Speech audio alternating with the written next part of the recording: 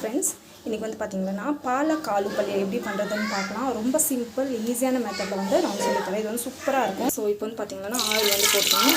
Oil போட்டுட்டு நல்லா வந்து காய்க்கும். காய்ச்சிருக்கு கடுகு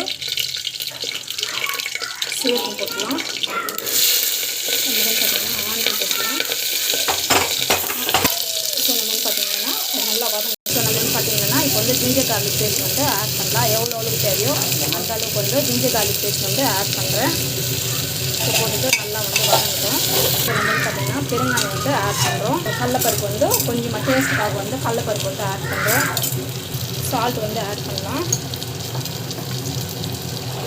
சால்ட் ஆட் பண்ணிவிட்டு அது வந்து நல்லா வதங்கட்டும். இப்போ வந்து பார்த்திங்கன்னா பாலக்கீரை வந்து ஆட் பண்ணிடலாம். இது வந்து டேஸ்ட் வந்து சூப்பராக இருக்கும்.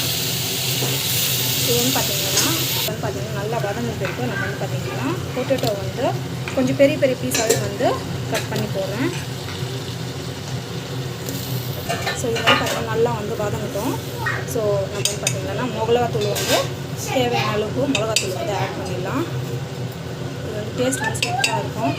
ஸோ இது வந்து நல்லா வந்து வதங்கணும். நான் வந்து தண்ணி கொஞ்சம் தாராளமாக வந்து ஆட் பண்ணிக்கலாம். ஸோ இது வந்து பார்த்திங்கன்னா நம்ம வந்து தண்ணி வந்து கொஞ்சம் தாராளமாக ஊற்றிட்டேன். ஸோ தட் நம்மளுக்கு ஸ்மாஷ் ஆகும். ஸோ இது வந்து பார்த்திங்கன்னா வந்து மூடி போட்டு வச்சிடலாம். கொஞ்ச நேரம் நல்லா வேகட்டும். பீஸ் போட்டுக்கலாம். சார் 5-6 விசில் வரும்.